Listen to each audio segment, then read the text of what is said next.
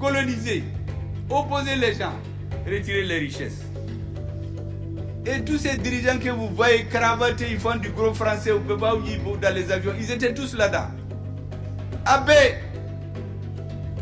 des vauriens qui font des années là-bas et échouer dans les classes. Ils vont dans les bibliothèques pour étudier les formules latines là, venir nous impressionner. Ah, mais tu vas pour Kafode, Kassoro Foy. Il y a Foy, il ne peut pas leur dire non. Si on leur dit de s'asseoir, ils s'assoient. On leur dit de se lever, ils se lèvent. Quand ils viennent en Afrique, ils font du bruit. Quand on va là-bas, on le tape sur les épaules. Ça, ce n'est pas des présidents. Ces présidents-là, c'est fini au Mali. C'est pour mettre fin à ce système-là qu'on essaie de diaboliser nos présidents. Et vous ne devez pas accepter. Nous avons eu la chance.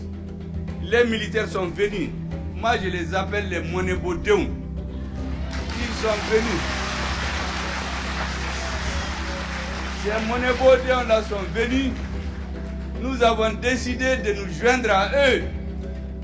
Notre pays a une chance qu'il ne doit pas perdre. L'Afrique a une chance qu'il ne doit pas perdre.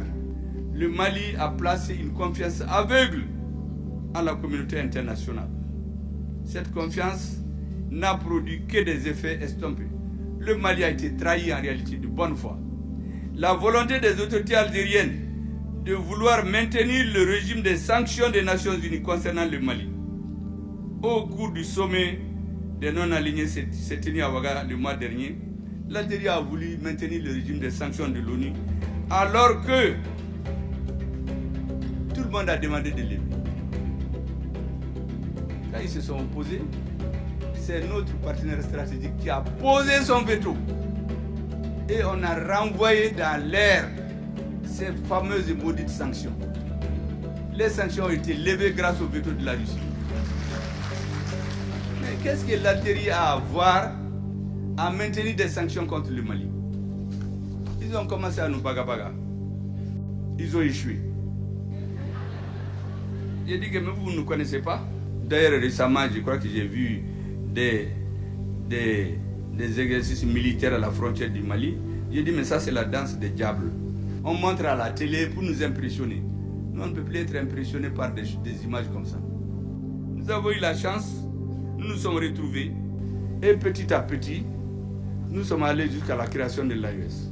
Quand on fait la relecture de la loi minière, quand on revoit tout, si le pays est bien géré, je suis convaincu que l'AES va en imposer aux autres.